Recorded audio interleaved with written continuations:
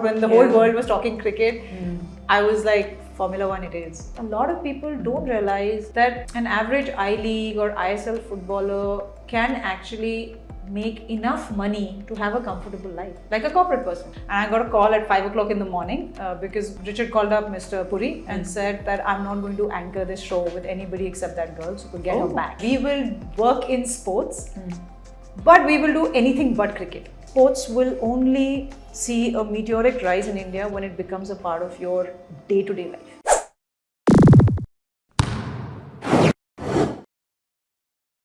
Hello and welcome to another episode of Women in Sport, powered by the Global Institute of Sports Business and WordsWork.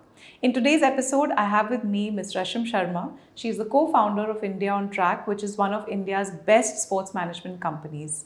She has worked with incredible brands right from the NBA to Premier League to LaLiga, and I'm really excited to show to you all her experiences that she's had till now. Hi Rashim, welcome to Women in Sports. I am so happy to have you here with me today. Thanks for coming. Thank you, Neha. The pleasure is always mine. So, for very few people who don't know our relationship, we've been together now for a long time in a very symbiotic relationship, which brings together what I do and what you do quite regularly. But before we get into the sports management side of things, I want to go back to the early days, right? So we're going to map your journey. So you've grown up in Delhi?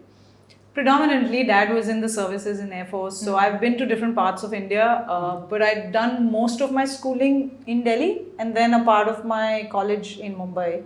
So I kind of like every part of India. I've been to various cities. But yeah, so you've had that exposure. Yeah. And growing up, did you ever think that sports would be your calling in some form or the other? Were you into it in any way or not? Yeah, so I was always very fond of sports. I played a lot. I think you would find me on the sort of sports field more often than not, less inside the classes. I don't know if I was ever going to make a career in it because, you know this, I actually, my first calling was journalism. Yeah. So That's what you studied as well. Exactly. Yeah. I started as a journalist, but happened to love sports, so then fell into being a sports journalist. And I think the best decision because it helped me marry the two things that I love. And but somehow I always knew sports was going to be a part of my life because I couldn't imagine life without that. My mind thinks in that direction. But at that time, we had limited exposure, of course. So a career in sports, beyond being an athlete, probably journalism could be one of those things. But even in journalism, you'd mentioned to me that where you joined, there wasn't a sports desk altogether. You formed that sports desk. So was that HT, your first job? Yes, that was HT, and which is now India Today. But it was my first big job. We didn't have a sports desk. We were all a very young team. The Ashtak was setting up this English-speaking news channel, so we were all there, part of it. And you're right, even as a sports journalist, and you've met and spoken to a few women who are ahead of me in that journey, and they've done way more than I think any of us have. It was never an easy path because you're always... you're probably the only woman. I remember being the only woman on so many junkets, I'm sure. I remember being the only woman reporting in certain scenarios where, and sports was still very male dominated. So, and in TV, I think we were probably just 2 or 3. Sonali was one, who was a senior NDTV, of course, and I think that then it was just a couple of us in sports, camera facing. Correct. And very few sports journalists who were women, So, but was it intimidating in any way or not when you went for these junkets or you went to cover sports where a bit of technical knowledge is expected and people may not expect you to have that as well, right? So it wasn't intimidating for me because I knew what I was doing. And the other thing is, one thing I've always been very clear about is I prepare for anything, even today. So, and that's what sports teaches you, right? Because every game you strategize. It's the practice. It's the practice. You strategize, you figure out, you gauge your opposition in a way, right? Yeah. So I would always know who am I going to talk to. I needed to know. So my funda was very clear. I have to know more about the person sitting opposite me than that person can ever imagine that I would know. You know? And this is in the day now when there was no Google. Yeah. So how did you do your research then? We would do research through archives, pull out old interviews. We'd sit in the library of the office. Good old newspaper articles. Correct. Pull out those big bahi khana looking big fat newspaper articles and that's what we did.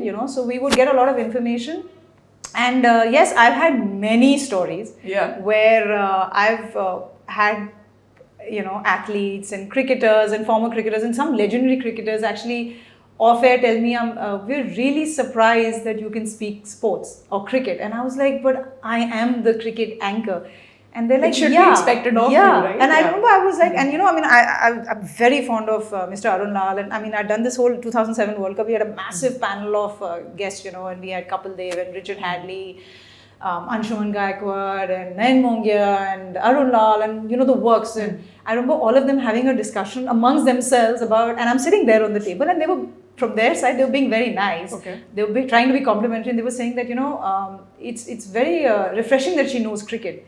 And I was like, and I actually remember telling them, I wasn't offended, but I was like, you wouldn't say that to my male counterpart. Yeah. They're like, yeah, but we don't expect it from female anchors. And I was like, well, Get times used are to changing. it. Get used to Times it are now. changing, Right. So Right. I have many such stories, but I don't get offended by that. I usually I take it as a learning for them actually more than anything else. Exactly. And I think it feels nice. I'm sure it feels nice for them as well to have people actually throw serious technical questions at them, as opposed to just a lot of. I mean, there is a place. It challenges them also, right? Yeah, and there is a place for light conversation, of course. But it's nice to have a conversation about what really drives them, and that's cricket for them, right? Yeah, So, correct.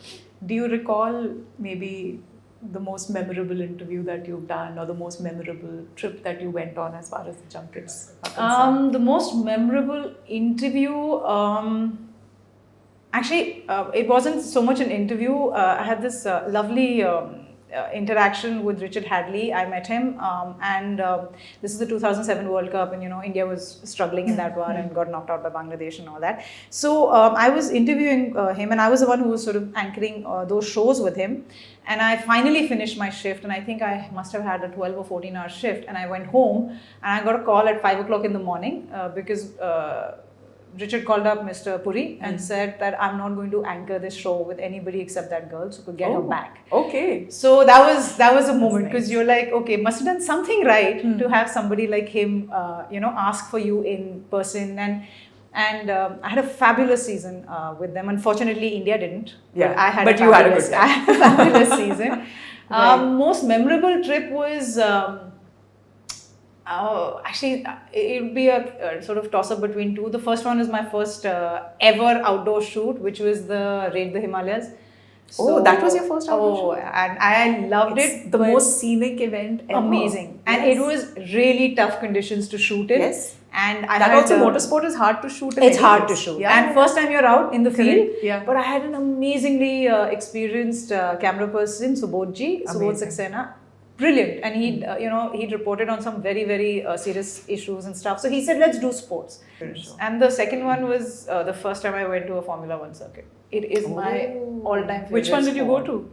So I went to Sepang. Sepang. And my God, I loved it. It was just, I think I almost went prostrate on the floor. I was like, oh wow. I'm here. Yeah, because that was my favorite sport. When the whole world was talking cricket, I was like, Formula 1 it is. So it was Which year was this? 2002, 2001. Yeah. Okay. Yeah. So then, India didn't even know much about F1 at that point. Yeah. And interestingly, Neha, we used to do I used to do a Formula 1 show. And we used to do Friday, Saturday and Sunday, 30-minute shows. And it was purely made out of, we used to get SNTV, APTN footage, right? Correct. All footage so that packaged used to... footage which you would use and then Yeah, so we used to make a 30-minute show out of it. And I still remember, you're 21, you have no idea what are TRPs and TVRs and stuff. And I remember getting a mail from marketing and they were like, do you know, and our show it was called Lap It Up. Okay. And that show used to come on Friday, Saturdays and Sundays at 10 p.m. And they once mailed me and said, do you know that you are the most watched show in this slot? Really? In India, not on news. And I was like, That's no idea. amazing. I was like, okay. You were just doing what you were doing. Because I also didn't understand. Now I understand the business of marketing a product, right? It's very important. You're 21, you're passionate, you just love the sport. You're like, I'm just talking and somebody's actually paying me to do that. Great. But doesn't that bring out your best work also? It does. When you're not thinking in so many dimensions, and now, of course, after so many years, we unfortunately have to think in many dimensions. Yeah. But I think the purest form of your work comes out when you're just focused and you're passionate about it. Yeah, and I think that's one thing that I mean, I've tried to hold on to as far as possible, even when there are compulsions from the clients.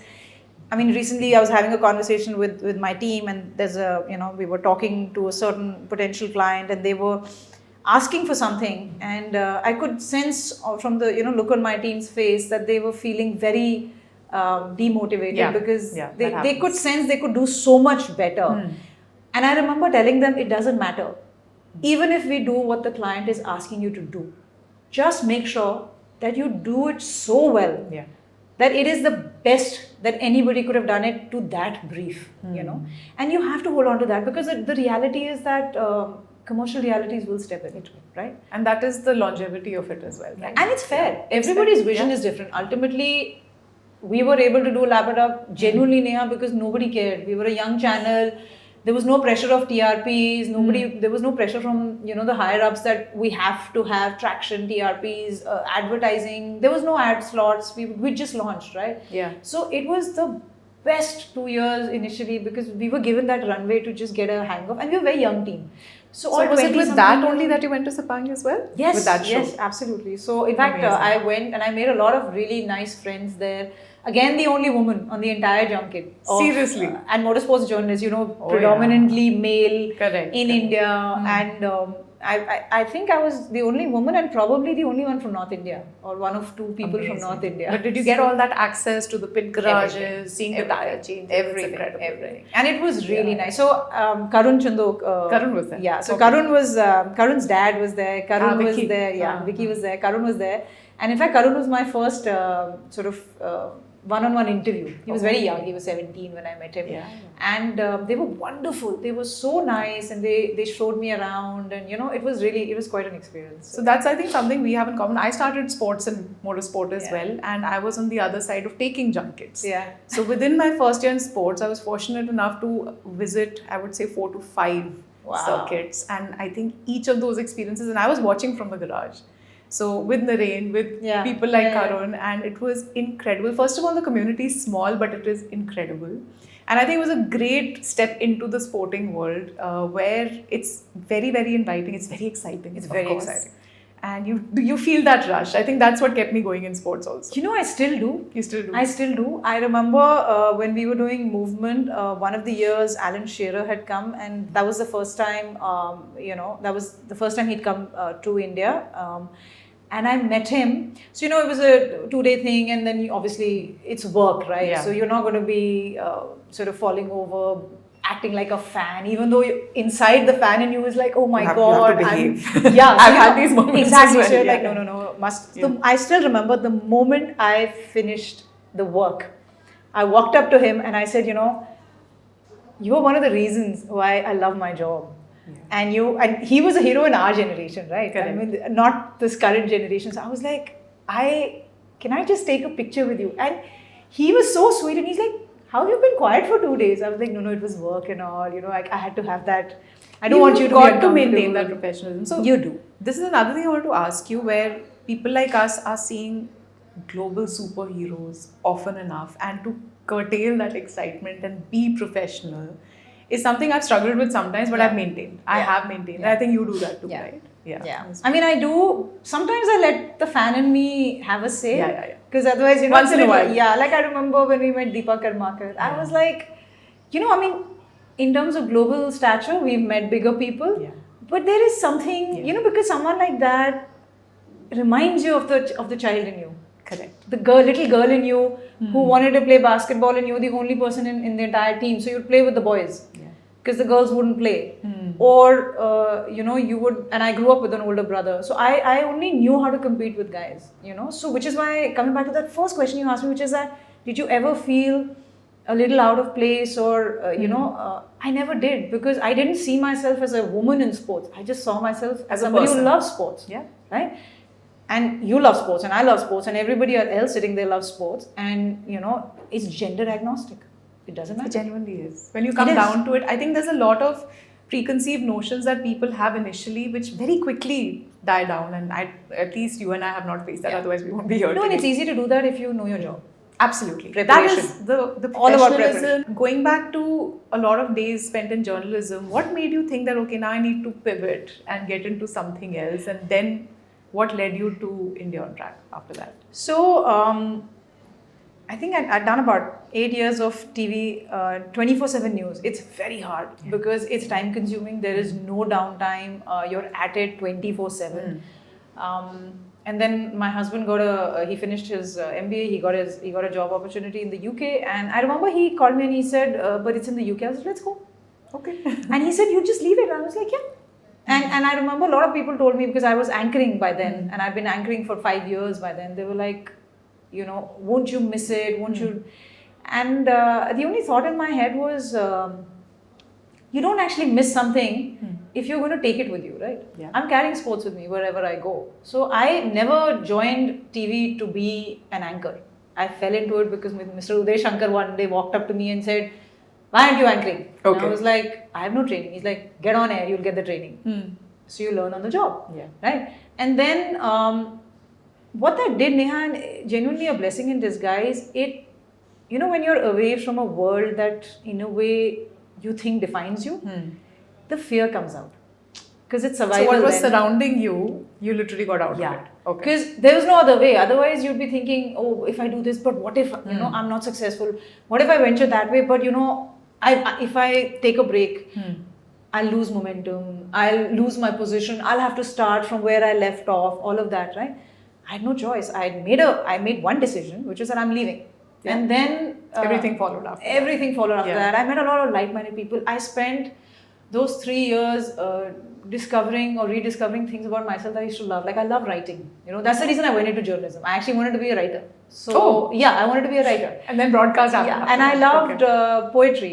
So I started reading a lot. I started writing a lot. So when Vivek and I started talking about setting up something in sports, we were childhood friends, and we were always like, one day in life we'll come together to do something in sports. Okay. And yeah, then that's how IoT was born. And of course there was a little bit there. The fear was, I don't think I can do business. I have no training. I haven't done an MBA. I'm a content creator. What we call a content creator, back then we were journalists, right? Yeah, so correct. That's what I am, and I can anchor, but I can't. I don't know how to run a business. You don't talk business. I never opened an Excel in my life. So you teach yourself, right? Because that's what you have to do. The first time somebody pays you a subscription, you're like, what to do with the money? You have to account for it. There are taxes. There are other things you have to figure in. You have to match P&Ls and all of that. So yeah, taught ourselves. And again, this gentleman I'm talking about, Sanjay, he was the one who told me, "You will be fine." You needed someone to say that. Yes. To you. And he was like, "You have a learner's mindset. You will be fine." So yeah, I think. But isn't it that if you agree to be constantly learning, and you tell yourself that, you don't need to tell anyone else, that I'll keep learning, I'll keep evolving, is what makes you comfortable to be able to take those risks that you were talking about? Yeah, it takes the fear out of.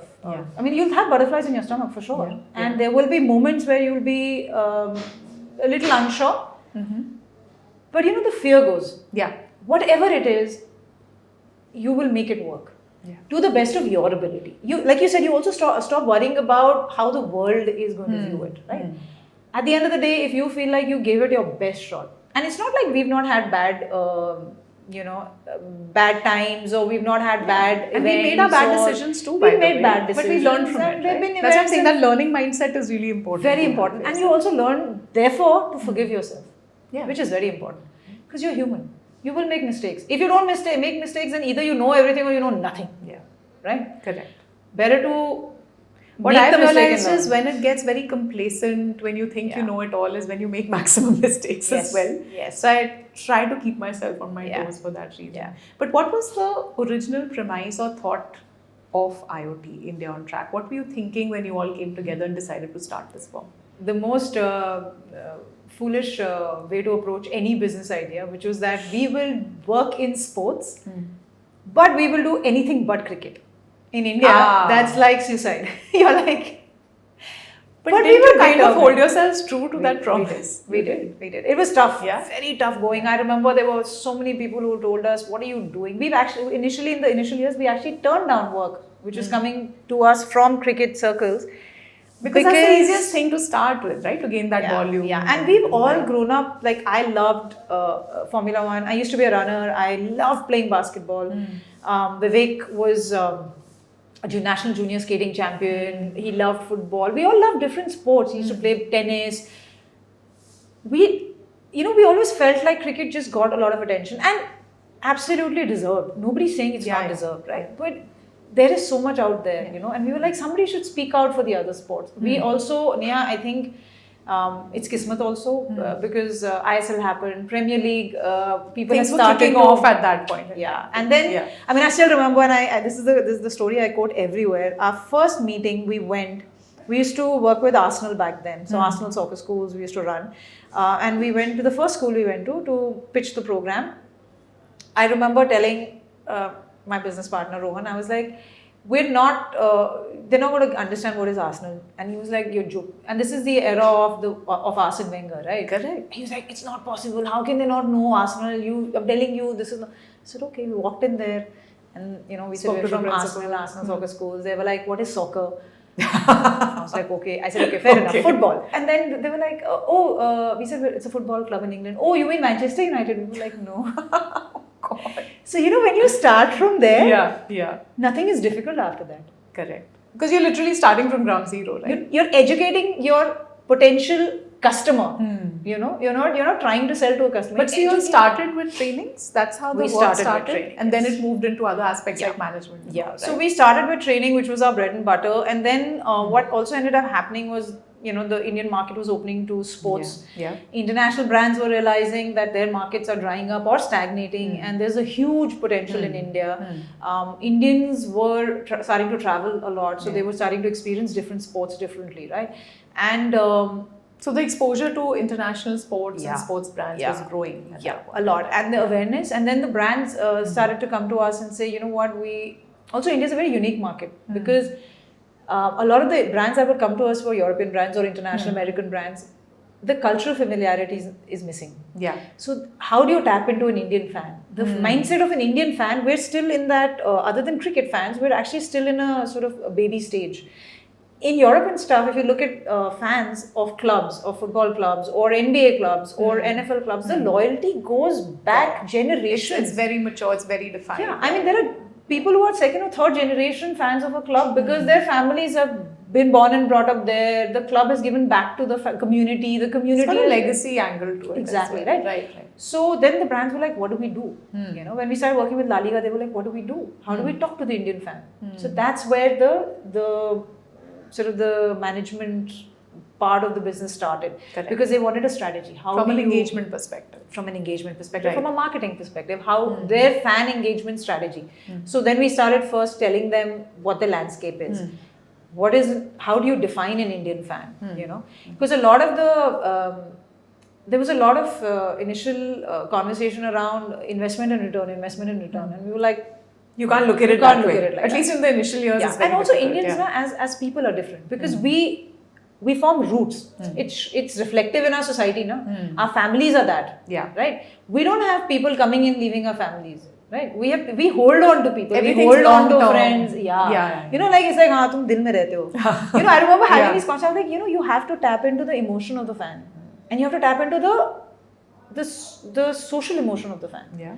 Not necessarily because everybody will love cricket. So don't get upset because your football fan also loves cricket. It's fine. A fan is a fan, right? It's fine. Because they're fans of and they have enough space in their heart to love multiple sports. But if they love you, then you will stay with them. That's an asset. That's an asset. Yeah. But do you think beyond cricket today and after all this experience you've gained, football may be the next fan-based experience one can see in India? Because there are these pockets which are growing pockets now of hardcore football fans in India. Yeah. It's still far in terms of local football, but definitely for European football, there is a lot of fandom here in India. At least you've experienced that, right? It's the commercialization of the sport that is important.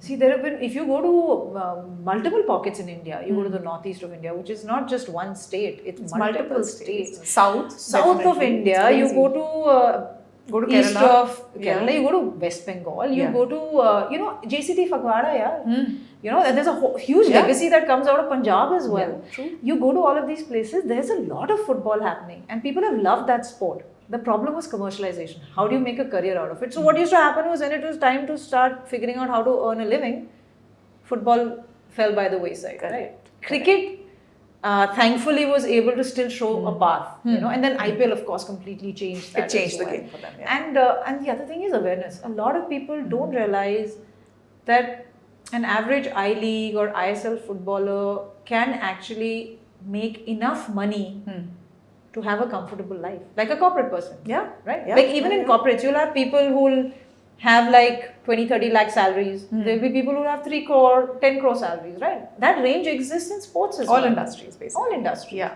Yeah. You just have to know about it. So the awareness is... There's a lack of awareness as well, right? Is another big challenge. But tell me, you guys started pretty young, I would say, and with very different experiences coming in. What gave you the courage and guts, and of course you succeeded as well, to approach these mammoth brands? Like you worked with NBA, you currently also work with Premier League, LaLiga. These are global, iconic, giant brands. I mean, forget the individual teams. You're talking about a league level. So how did it work out for you all to approach them, or for them to approach you and make business sense out of that? That, for me, has always been very impressive. And I need to ask you today. No fear. No fear. No fear. Okay. What's the worst they'll say? Yeah. That you're too small. That you have no credentials. Why But should you we were trust small. you? You were small when you went to So them. all of which is true. Make it your strength. Yes, we're small, but that also means that, and this is what we said to LaLiga. They said you're very small, you have no experience, and we didn't have any of the big brands. We only had Arsenal back then, and NBA. And I remember we were like, we're small. That's the advantage. So you will get everybody from the owners Deeply and completely involved. Completely. And we are. All of us get involved. I remember when we did, so LaLiga didn't come to us directly. LaLiga first said, okay, you do our India launch. And I remember we turned it around. Vivek called me from Spain, and he said in 9 days, on the 9th day, LaLiga has to launch its India operations. And I was like, 9 days? And he's like, yeah. And our response was, ho jayega. Kar lenge. We pulled it off. So you weren't fearful, and you weren't fearful of hard work as well. Yeah. And you play to your strengths. So you tell them that we will give you the best that you will get from any agency, and you will get extremely personalized involvement. The other really important thing is, we're not going to fleece you. We're going to be honest with you about it. This is possible, this is not possible. And say it upfront, basically. Say it upfront. So they appreciated that honesty. Yes, and that's actually held us good in our relationship with LaLiga. It's been many years now. Yeah. And I mean, we've often had people in LaLiga say, if they're saying it, if IoT is saying it, then it's true. Because so that trust has been built. And you work on that trust, right? Yeah. And you have to play to your strengths. That's just how it is. That's true. But tell me, there was La Liga, there's also Premier League. I've been asked this question about you very often. How did you pull that off? And I think they probably do realize that you are specialized and you're very professional in whatever you're doing for them individually. But that's the biggest coup I've heard of, at least. No, so actually, I think, again, the same thing. We obviously have different teams working on it. And I mean, personally, as a leader, I take integrity very seriously. Yeah. Extremely seriously. Yeah. So there is never a sharing of it's in their best interest. Yeah, and it's not fair, right? I mean, if you feel so limited that you have to suggest the same thing to both the entities, then the failing is yours. Yeah, correct. I mean, you have to have enough ideas in your head to be able to help both, because they both also have different, while it seems like they have the same agenda, they actually have different agendas and different ways of approaching it. They also position themselves differently. Yeah. Like Premier League positions itself more as a brand or a league that's involved in the grassroots development of football in India. Therefore, the partnerships with the Reliance Foundation, they have, collaborations with IP, with the ISL, all of that. La Liga sees itself more as a massive entertainment brand, right? Like they want to position themselves as an extremely entertaining league. Hence the screenings and the Exactly. lifestyle events around the screenings. And the collaborations with cricketers like Rohit Sharma, because they see themselves like that. So there is enough out there. It's your capability. If you can't actually manage that, then the failing is yours, not The failing brand. is yours. Absolutely. What would be your take on where India is today in terms of sports in general? You talked about fan engagement and growing fans, but what about the other aspects of it? In terms of athlete development, better.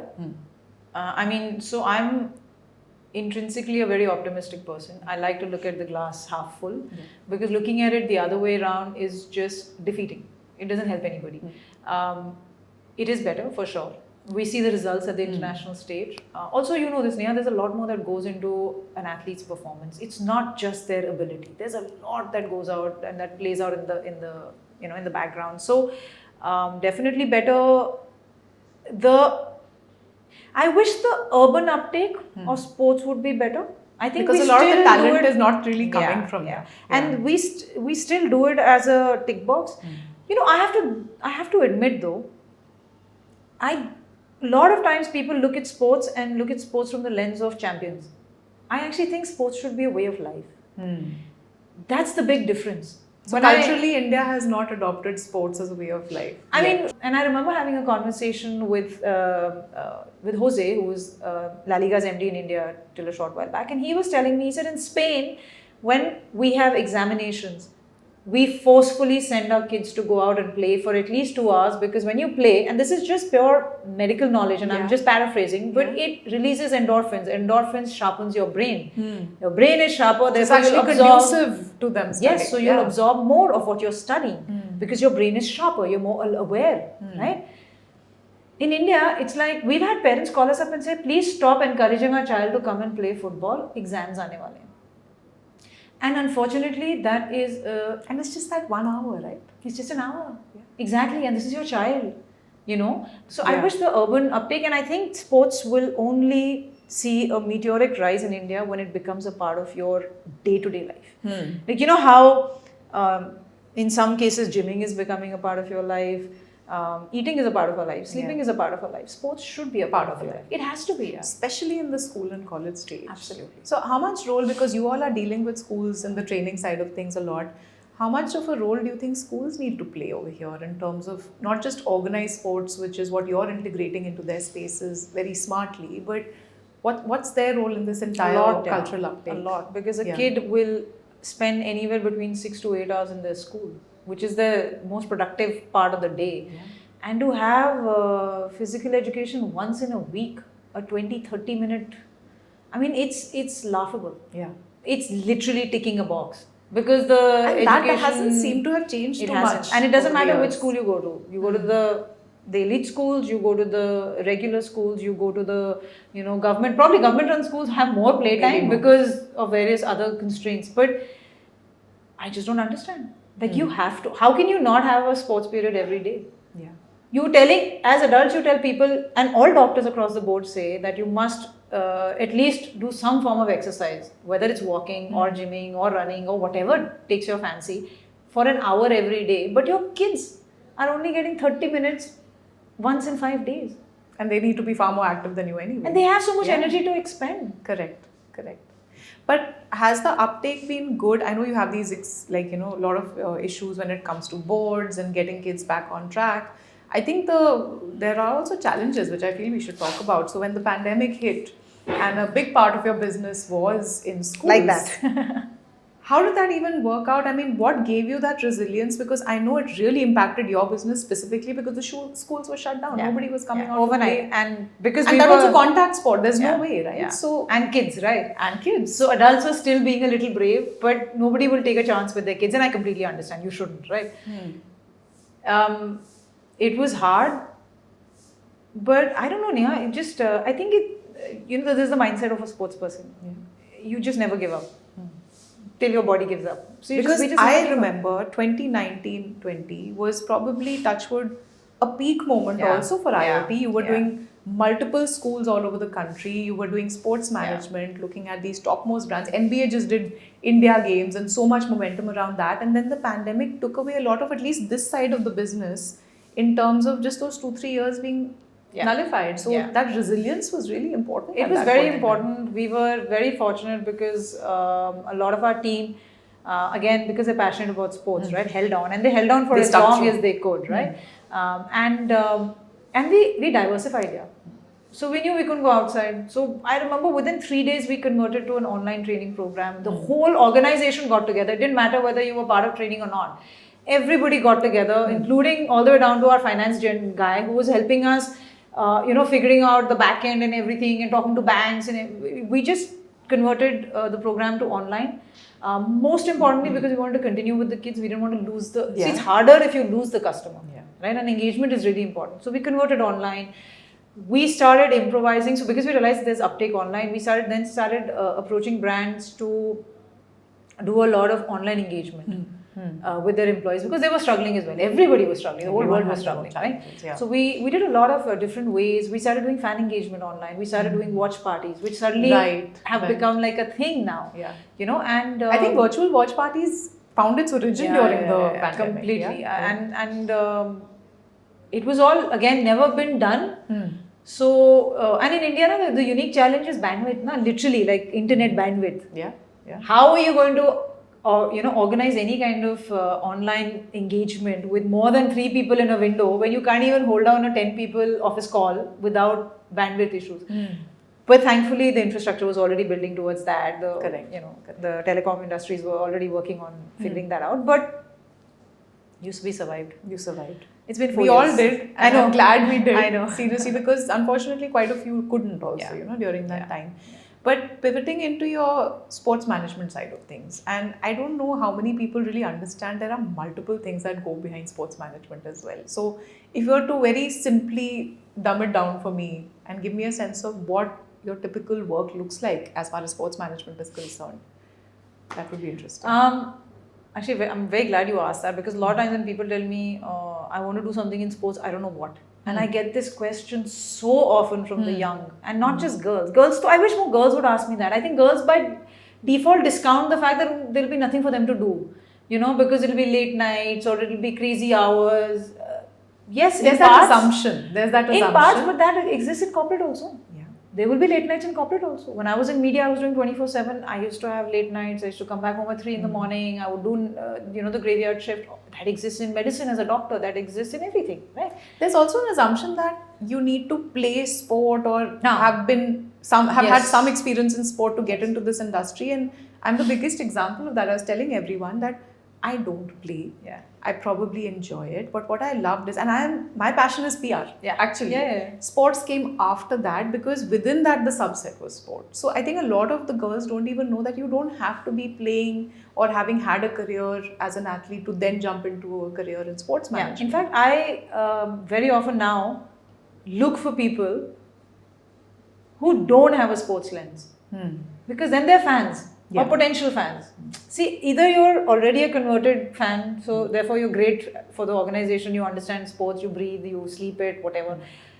Or you're someone who has no idea, but then that's great, because you bring the lens of probably 70% of India that still needs to be tapped into. And you're not distracted. You have a bit of a doctor's approach. Exactly. To it. Yeah. And now I need to know, it's almost like having like a sort of a, like a guinea pig. Exactly. I think it's the process. So when I look at the subset of management and then apply that to sports, what comes out?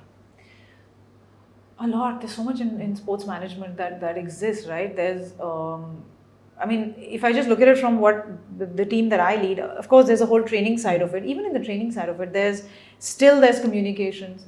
And it's a very, very underplayed and unfortunately very it gets a lot of step-sisterly treatment. And you know how important communication is. You and I have spoken about this a lot. Yeah. That you can get a customer, but if you don't, the way to hold on to them is to build that connect with them. And that comes through, obviously, the product, but it comes through communication.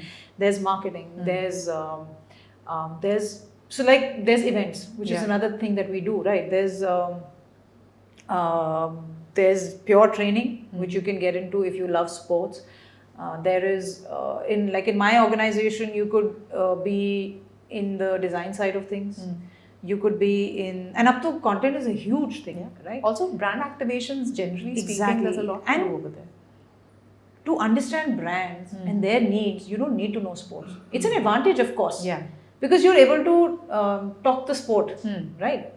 But you can learn the sport. Yeah. You can learn anything, right? When you start a normal job, you learn. But you need to have skills like marketing or skills like HR or skills like communication or if you love sports and if you actually have been someone who's played, you can even do, so we don't just have people who train. We have a whole team of what we term as venue managers who are actually the backbone of the training organization, because your coaches will coach. But the people who actually keep those children engaged and happy and parents are your venue managers. So we actually used to, for a very long time, we had girls who would apply and be part of the, the team of venue managers. The other thing is, Neha, which is true, and we've heard this multiple times, women just bring a different lens to the way we approach anything. It's not better or worse, it's just different. Is it the EQ that comes into play in a large way? It is. So empathy comes easier. We're also more attuned to talking emotions and getting everyone to stop and look at the softer side of things as opposed to the numbers. And many times that's the thing that makes the difference as well. Most times. Most of the time. I think 99% of the times that makes a difference. How you read people, how you understand them. And also I just feel I've come across so many different clients and some very difficult ones as well. The only way it has worked to sail through those or survive those conversations is just to stop for a minute and say, give that benefit of doubt. Where are they coming from? So that works. And I think women, which is not always a good thing, but works to our advantage many times. We don't have egos that are mammoth. We have them, but they're manageable. They're manageable. Yeah, correct. Right? Because like you said, we try to understand the other person. Because for us, we're problem solvers. And we want to know what is it that you're stuck on. Let me help you find a workable solution. That's more important. As opposed to, and numbers, a lot of people can spout. This is the X factor. The personal touch. Right? They could go to any PR agency in India. You're not the biggest. Right? But why do they come to you? Because they come to Neha. They don't come to just any PR agency. And that's what is important. I think that's what I've always, and that's why we worked a lot together also, is because if there was ego, then we would say, okay, why am I sharing business, right? So that brings me to the whole idea of being collaborative also. And that is one thing that has really helped me grow. I think there has been no signed agreement between companies like us, but I think we just found that symbiotic relationship where I will never question what you're bringing. You will probably not question my role into that particular project. And we've done at least 40 to 50 projects over the years. But I think that whole sense of being collaborative is a very big growth driver, especially in the sports industry as well. You will never know it all, right? So collaboration works, and that also in a way helps when you have that sporting attitude of a team spirit. Team building and team spirit, right? Because I was just talking to someone before coming here and on the way here, and I was just telling them, I have a mindset of a sports person, of a team player. Sometimes it's tough because then that also, when you get into leadership position, you need to also develop that skill. But I have the mindset of a team player. So, as a team player, you have to collaborate. You have to ask the other person to trust you. You have to show that trust as well. So there's a lot of give and take in sports, especially in team sport, right? And individual sport is a little different. You have your team back end, right? But when you're actively in a team sport, you have no choice. You are only as good as the weakest person on the day in your team. So you better make sure that person gets as much help as they can get. Correct. Because you cannot outshine, you can't outshine an entire team. It all needs to come together. It has to come together. And I think what you all have also done is that wherever you've seen gaps, you've tried to create something of your own, right? So whether it's in education, whether it's in the industry coming together in specific areas like football. So the whole IP side of things, and you created the movement. How did you all think about it? Because obviously it does support your business, but it's not your core business. So what led to that? That still stems from the passion for giving back. I think all of us, fortunately, the founding team is in a position where we feel settled enough. It's not just about the day-to-day. It isn't. And I'll be honest, that does help, Having done this after having worked for X number of years, you're settled personally, you're settled financially to an extent, and you also settled in terms of how you see your path going forward, right?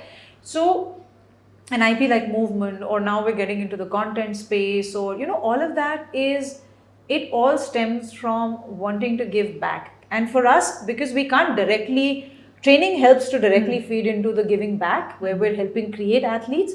But for us, the other way of giving back is also to just provide the platform. Yeah.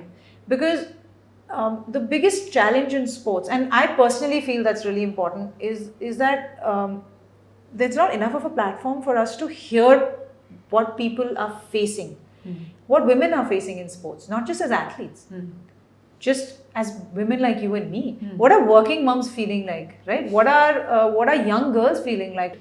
Like when I had my kid, I had to take a back seat a little bit, but hats off to my business partners, both Vivek and Rohan. They stepped up. Oh, without saying. And there were times I couldn't go for client meets, and the clients would be like, but she doesn't come. And Vivek was like, but I'm here. Yeah. Right? So it's okay, it's the same thing. There are men out there who will get it, but speak up, share.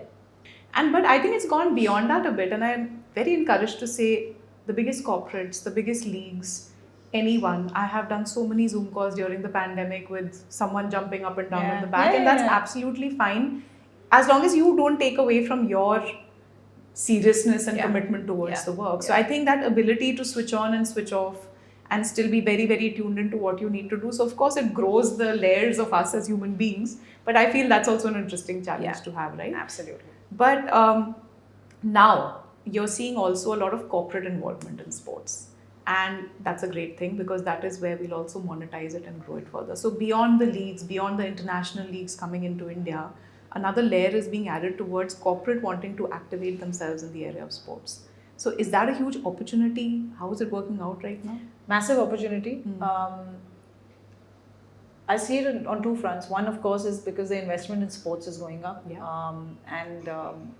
And with IPL and everything, they're seeing massive returns. Olympics is, it comes once in 4 years, but just the kind of numbers that an Asian Games would see, or a Commonwealth Games is seeing, the conversation, you see it in PR, right? I see it in TV numbers. Like I always tell the women in my family, even if you don't watch the sports, leave the TV on. So in all my households, my in-laws, my mom, my parents, the TV is on when Asian Games or Commonwealth is on. I'm like, just leave it on. And eventually you realize, they start telling you, oh, I saw so-and-so performing. Yeah. And that's the whole point, right? So one is that there's a lot of interest in money coming into sports from brands.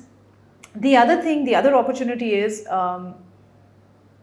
because the people who are managing this investment in sports are not necessarily trained in sports management, right? That's where organizations like us come in. We become more relevant from that perspective. Because the is a intent different is world. there, but I think they've also reached a stage where they realize they need to go to the experts. So I, for example, and so do you, I'm sure, work with a lot of big brands who have now built an investment into sports, and they have existing agencies. They need it because for the corporate side, there's a bigger machinery at play. But a lot of them have already understood that will not force fit into sports. And sports requires a very different lens altogether. So I think it's encouraging.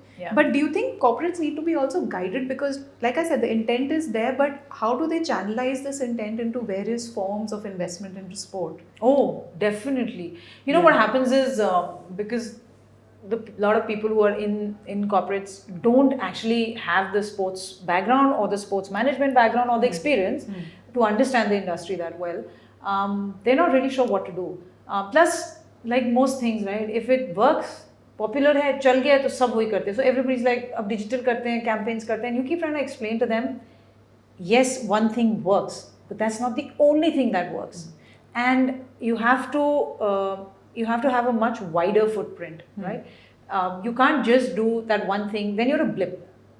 Yes, for that moment, that little spark will work for you, but do you have a long-term vision for your brand, And if this is the vehicle you're choosing to communicate and connect with your customers, comes down to the same thing. You spend years building that customer base. You have to spend years working in sports as well. Correct. And you have to invest in not just acknowledging an athlete who's done well.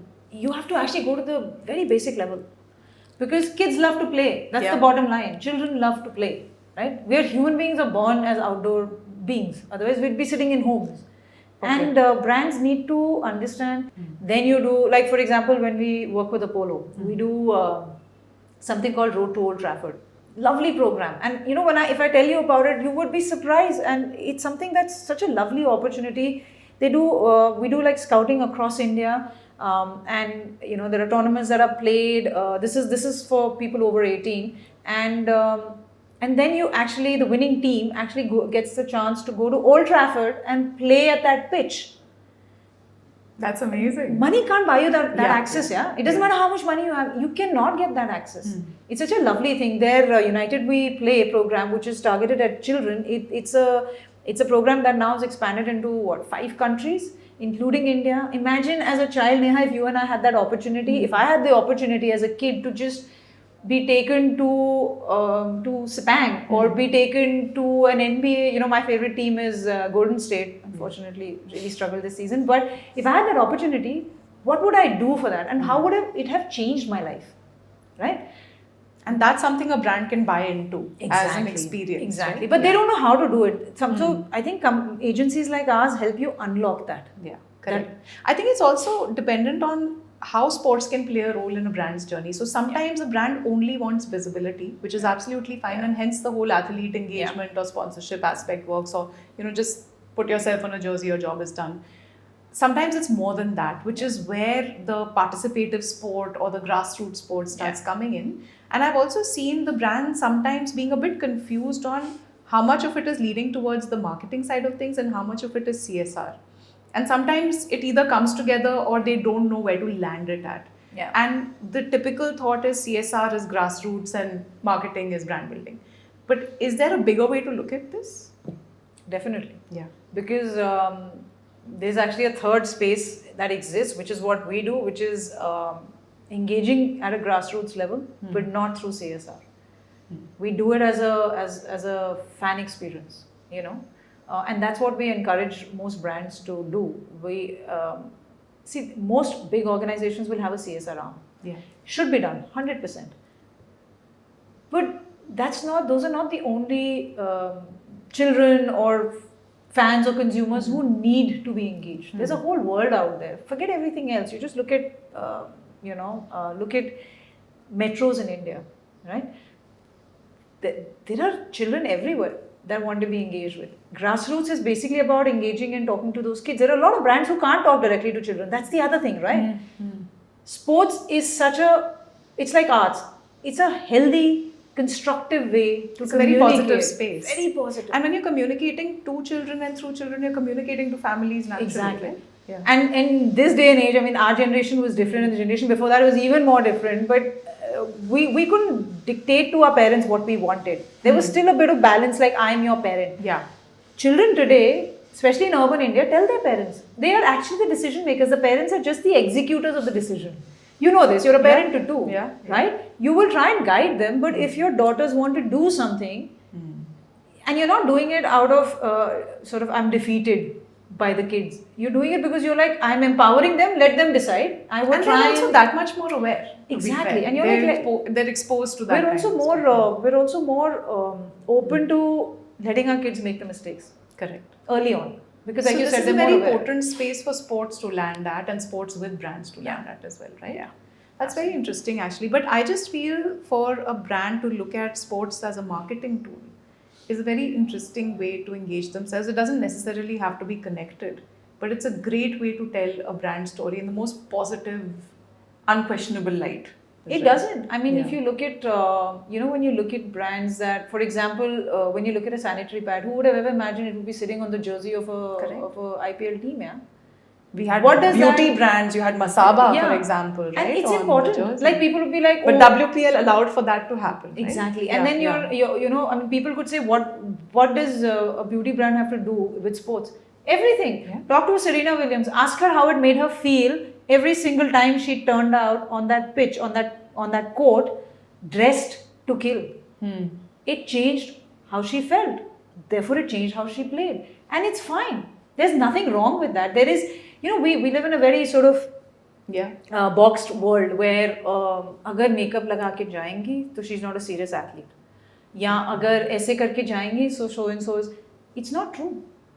I mean, I think it empowers you. Nothing. whatever it does for you. Men go to the gym, pump and come. If it makes them feel great. Yeah. Women do this. It's fine. And whatever helps you focus. Some people will meditate. Some people will do something else. People will listen to music. Whatever works. Like when I used to go to anchor live shows.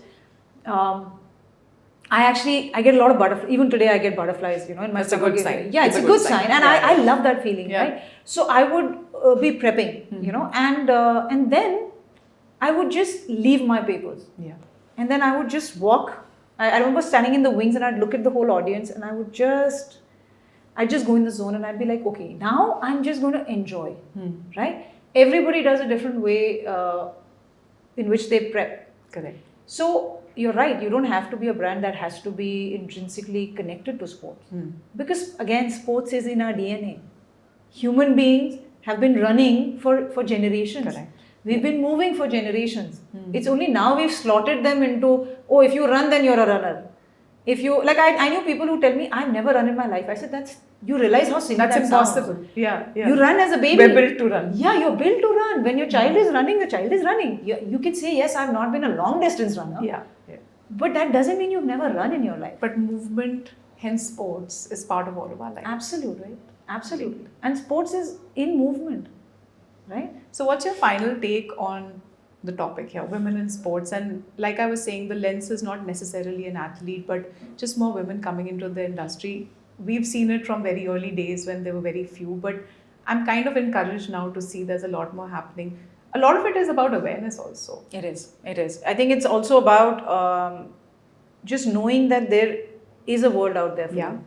And it is possible for you to enjoy and thrive in this world. And as a professional, not as a sports enthusiast or as an athlete, just as a professional who can give back. Because also it's getting more corporatized, right? It's building itself as an industry. I would love to see so many more women in, not just as athletes, that of course, but just in the ecosystem. Yeah. The more of us there are, I guarantee you it'll be a more vibrant place, right? Definitely. Because, if it was just a women-only industry, it would be very dull. If it's a male-only or male-dominated industry, it is not as exciting. When you mix the two, the interaction is amazing.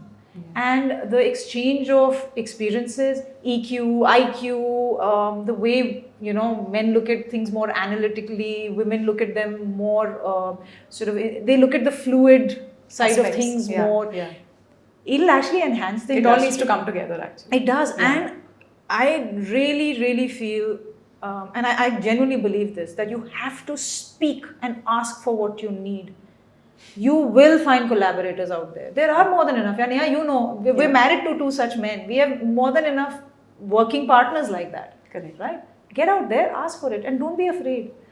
Everything is as easy or as difficult as you choose it to be. And it's not as intimidating as we make it sound. Oh, it's not. Not It's at all. not. In fact, you can use it to your advantage when you're one of a few. Yeah. It works because people listen to you. Correct. Sometimes they'll ignore you, but the moment they realize that you know what you're talking about, they will listen to you. Oh God. You're bringing me back to so many experiences, but thank you so much for this. Such a There is pleasure. so much happening in our world of sports and the world of sports for Yeah. women, and we need more people like you in it. And you, Neha. So this is a great platform. Thank you. Thanks a lot. Thank you.